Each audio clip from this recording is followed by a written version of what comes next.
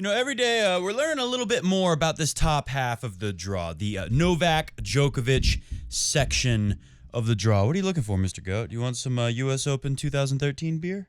Like, for instance, we learned from Sasha Zverev in his battle against this young, pretty much unknown teenager, Brandon Nakashima. We learned that while Sasha Zverev will be able to come up with impressive first service numbers, double faults in the rest of his game, the second serve is still a problem and might not be fixed in time to beat Novak Djokovic. We also learned from Denis Shapovalov that he's one of the few players in this half of the draw that could win sets, challenge Djokovic with his game, right? He lit it up today against Sun Woo Kwon. But can Shapovalov sustain that level of play long enough to get more than one set like Kyle Edmund did earlier today against Novak Djokovic? He got one set and then quickly melted away in the humidity. Can Shapo do more than one? I think on a really good day for Shapo, one of his best Grand Slam days ever, he could get two and force Joker to 5, but I don't see him winning. And then we get to Steph Tsitsipas, who had a very interesting, a unique challenge today, playing against some guy I'd never heard of. I'm sure you probably haven't heard of him either. This wild card, Maxime Cressy, 1 year older than Steph Tsitsipas. Take a look at this. This is his rally hit point. Usually we're comparing how close they play to the baseline. This guy, not only does he hit two first serves, averaging 130 miles an hour on his first serve and 129 miles per hour on his second serve, he comes to net behind every single serve. What a unique challenge it was for Steph Tsitsipas to go up against that. Seeing Steph Tsitsipas tonight come through this unique mental challenge makes me feel more sure of my opinion that I previously had, that he is the best chance out of all these guys here to stop Novak Djokovic. But on a day where Djokovic dropped a set, lost the first tiebreaker he's lost all year long, 2020, although it's late in the year, there hasn't been a lot of tennis, but still, it's impressive. On a day where all that happened, I still am no closer to thinking that any of these jokers got a chance to stop Novak Djokovic from going to the final.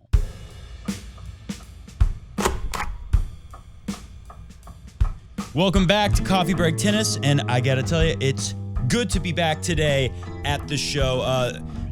I'd rather be here than at the social distance U.S. Open.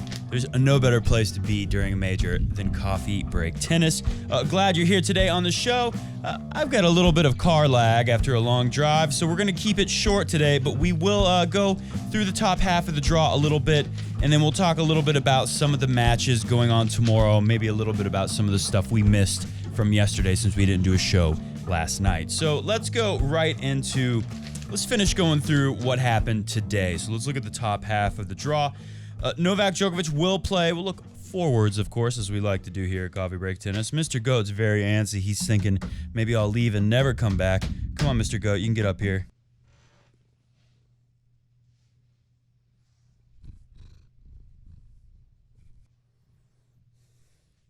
Don't worry, Mr. Goat. I'll never leave the house ever again. So we got Jan-Lennard Struff, who really didn't come too close last week to beating Djokovic, but as we've mentioned before on the show, Jan-Lennard Struff, he will play Djokovic in a couple of days' time.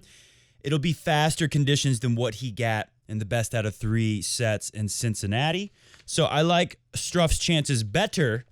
I don't think he'll beat Novak Djokovic. I think he's got a good shot to get a set off of Djokovic like Kyle Edmund did if he plays out of his mind. Maybe even force the Joker to 5. But Djokovic looks good enough to me, and I think he'll have a lot of confidence knowing he just beat Struff. Even though conditions will be considerably faster than today, less humid, higher temperatures, the ball will fly more on Friday when they play. Let's move down a little bit to Berankis. This is a curious thing here. Put the stats up on the screen. I got my trusty dusty iPhone here, but I'm not going to look at the stats, but I'll put them on the screen for you. Just take a look at how these matches compare.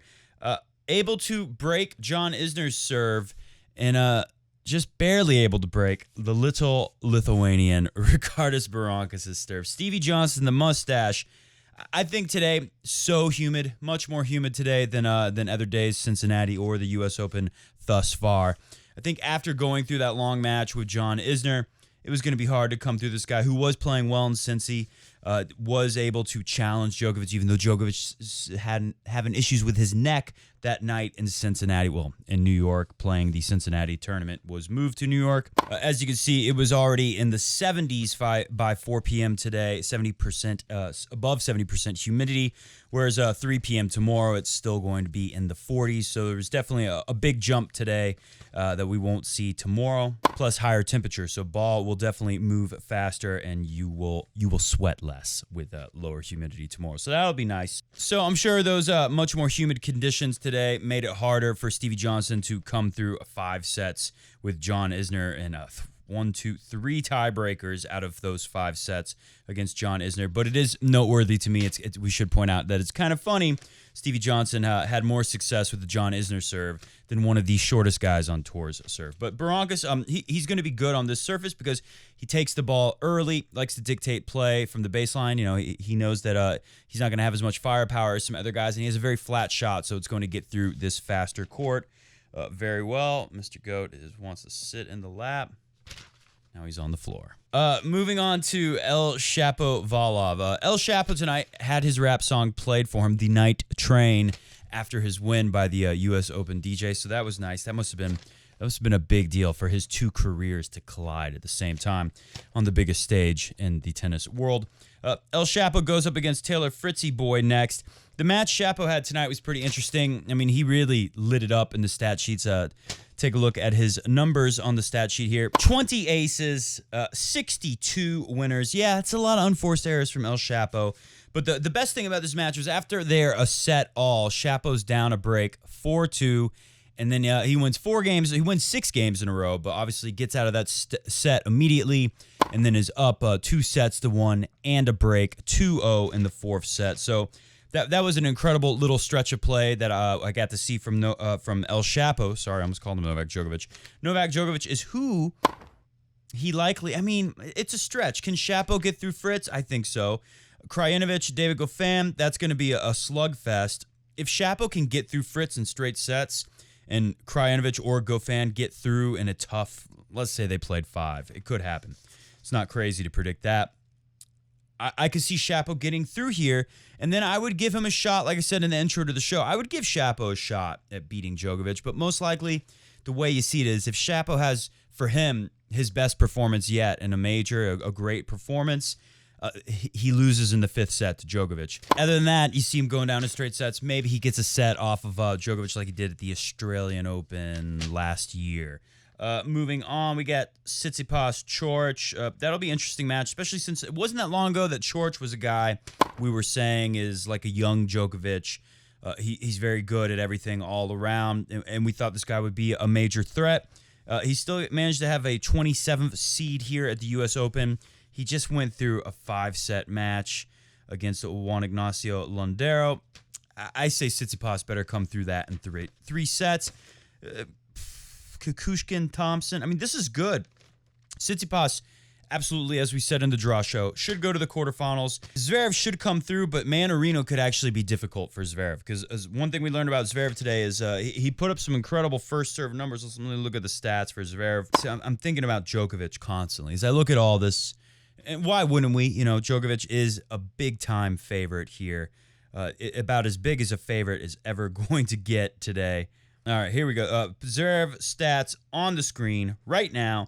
60 winners over 35 unforced errors. That's pretty sweet. 24 aces. All that's good, but look, 10 double faults. The over-under for Zverev is 10.5, so if he stays under 10.5, things can be pretty good for him, I guess, but I don't think that works if he plays Tsitsipas. Definitely does not work if he plays Novak Djokovic having double-digit double faults.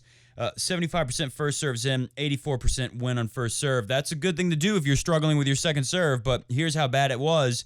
Despite 10 double faults, this number is even more concerning. 34% win on second serve. That is untenable at the highest echelons of ATP tennis. So going back to the draw, looking at Zverev, you got to hit a lot of balls against Mannarino. Mannarino will play a lot, make you play a lot of balls, a lot of points. Every time Zverev misses a backhand or a forehand in a rally against Mannarino, it's going to be a nothing ball. You got a chance to hit a winner. If it goes too big, if he's choking a little bit, he misses it, he's got to hit another serve. Every time he hits a serve, he runs the risk of missing it, hitting a second serve, every time he hits a second serve, Sasha Zverev runs the risk of things going horribly wrong. So I could see him not making it past Mannarino. If he does, let's just put him in the quarterfinals. Tsitsipas could lose to Coric. He shouldn't. Coric should be a little worn out after going 5 sets today in that humidity. Tsitsipas, Zverev quarterfinal, looking all clear. Would love to see Shapovalov and Djokovic. Give him a tiny chance, but can you even trust him to get that far? I don't know. Maybe you go with someone like Krajinovic. Maybe Taylor Fritz has a big breakthrough for him. All right, so that's enough of the top half of the draw. I'm still very interested in this top half of the draw, but obviously the bottom half, we got a little bit more mystery and intrigue going on. Tomorrow we got a big tennis match. Must-see TV. We have a future champion, somebody that a lot of people think could win majors versus a legend of the game tomorrow. Tomorrow it is Dominic Thiem, aspiring future Grand Slam champion, against Rafa Nadal. That's actually Sumit Nagal. It's Nagal, not Nadal. Didn't this happen to us last year? Well, it's happening all over again. No, but we do have someone who is an aspiring Grand Slam champion. A lot of hope in the young man, Felix Auger-Aliassime, against legend of the game, Andy Murray. That's the night match. Sumit Nagal and Dominic Thiem, that's daytime match. Nagal he likes his chances, actually. Maybe you'll see a nightmare meltdown from Dominic Thiem. So that's an interesting match for tomorrow, just because we want to see how Dominic Thiem plays on this court. Didn't really talk about his last match.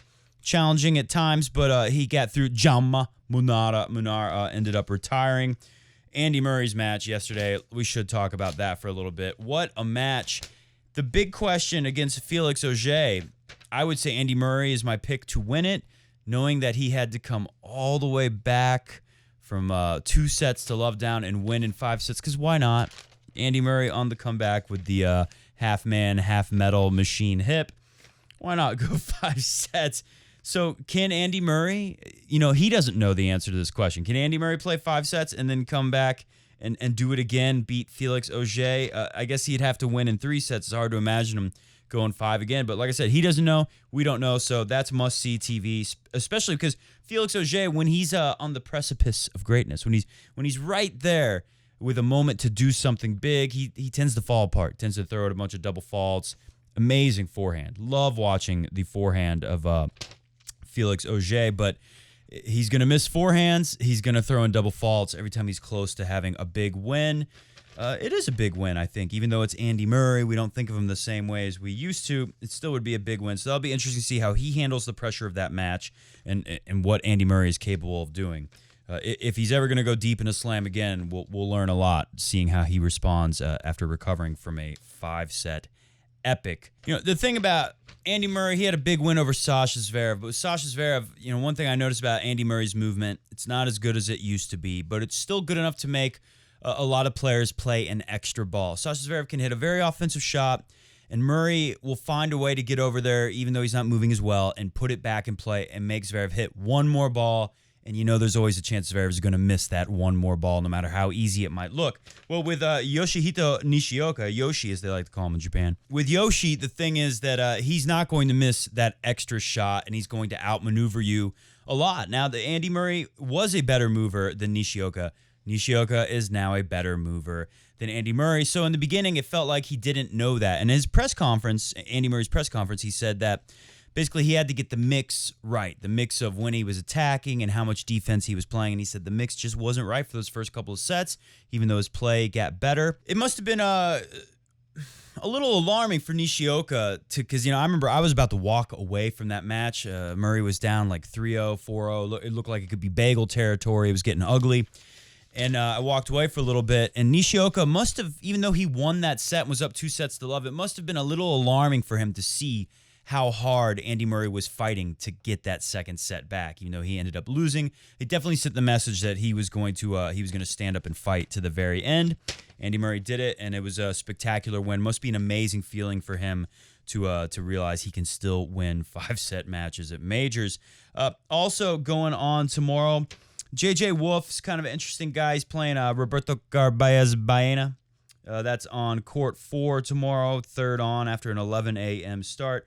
J.J. Wolf is a guy who was a top college player. Now he's playing on the Pro Tour. He's from Cincinnati, and he's got a heck of a mullet. So watch out, beware of Wolf tomorrow. Just take a look at him. It's kind of interesting to see a college player try to break through into the majors. Milos Raonic in an all-Canadian battle against Novak Djokovic's little henchman, the Popsicle. So all-Canadian battle for Milos Raonic on Louis Armstrong, second up after 11 a.m. tomorrow. Some guy, Christopher O'Connell, some Aussie guy I've never heard of before, playing Danny Medvedev. Medvedev, he's definitely he's up there with the favorites. He's definitely, if you're looking for someone who could win this and somehow beat Djokovic, he's one to watch for sure every match. So we'll be keeping our eye very closely on Danny Medvedev. Not too many mouth-watering matches tomorrow. Roberto Batista Agut plays a Serbian guy named Kecmanovic, who's a pretty good player. So worth keeping an eye on RBA because he might be able to go deep here. Get Dimitrov and Mr. Fucsovics. All right, hit the music. That's all for us tonight. We will be back tomorrow night after Andy Murray and Felix Auger. I'd say that's definitely the most interesting match tomorrow. So we'll see you very late here again tomorrow, since that is the absolute last match on after the women play starting 7 p.m. If Andy Murray makes us go 5 sets again, we may be posting a video at like 2 in the morning tomorrow. So get ready for that. See ya!